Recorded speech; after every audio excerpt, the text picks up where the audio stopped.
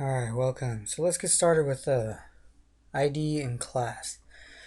So, first of all, what is ID? An ID is something, it's the same thing as like your ID card or your driver's license or your school ID card, etc., etc. It's a series of letters and numbers used to identify you, right? That's all it is. And let's pull up the code we have in the last video. So, we have this opening and closing, all this complicated stuff in here. If we were to try to go through and modify this code right now, we wouldn't really be able to efficiently tell the difference between a lot of these. So there's almost no way for the computer to tell these things apart, and it'd be very confusing for us to do it. So what an ID is for is a way to be able to identify each of these things, so that when we say we want to change just this box or just this box, we know how to do it easily. So there's some rules that on what you can actually use for an ID, right? So the first rule is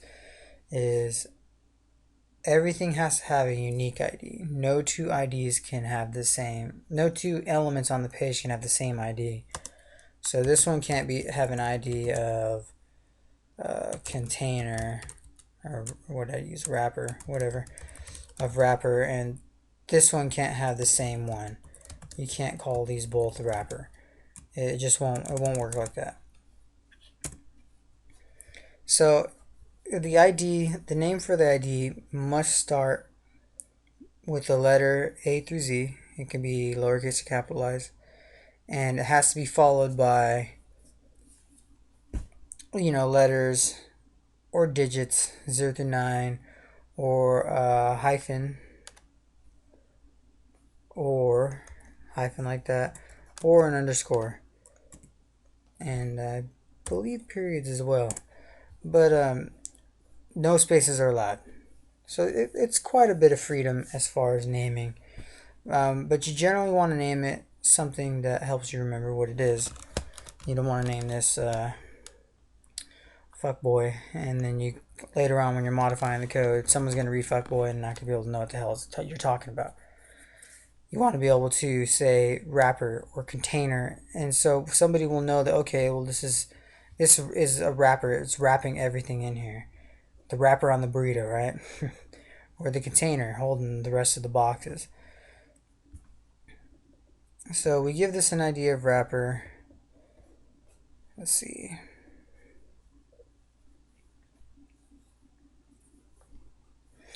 So let's say we have our three divs inside here, right?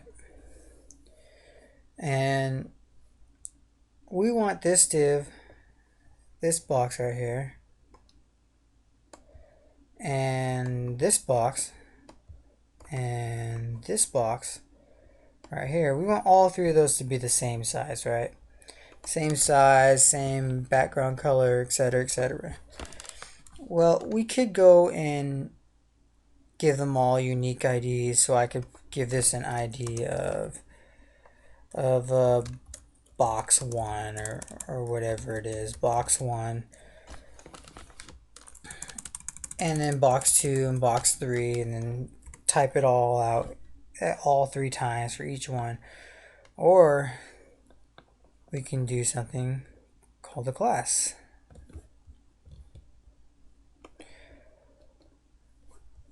So what is a class? How are we going to think of classes, right? So the best way I can really say describe a class is, you can think of a class as something from an RPG game. When you start the game, you can pick a class, and let's say we want the wizard class. We pick the wizard class, and it gives us attributes that are shared across all wizards. Like all wizards have low health, high magic, low armor, etc. So we're going to give our 3 divs a class right now, and we're going to give them the class of child.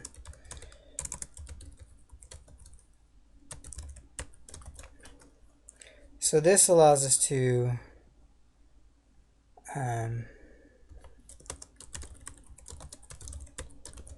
every single div with the class of child when we modify in our CSS code the child class, it's going to affect all three of these at the same time.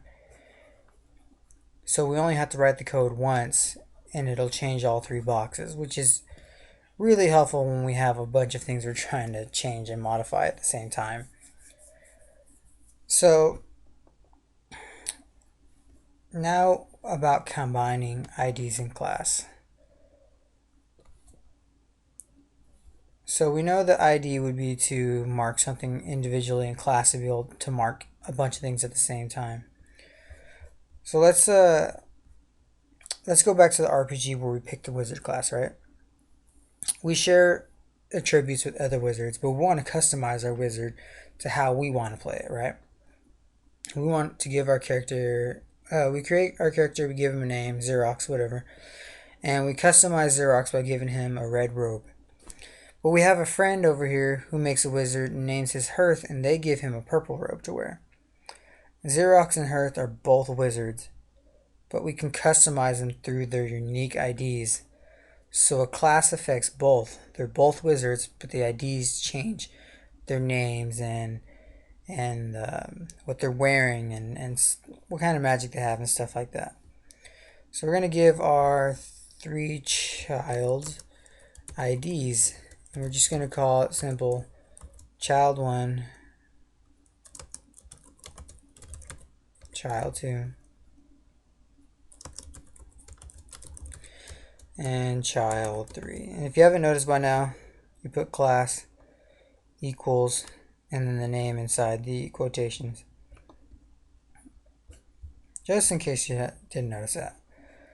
Alright, and in the next video we're going to actually go through and modify all this stuff with CSS.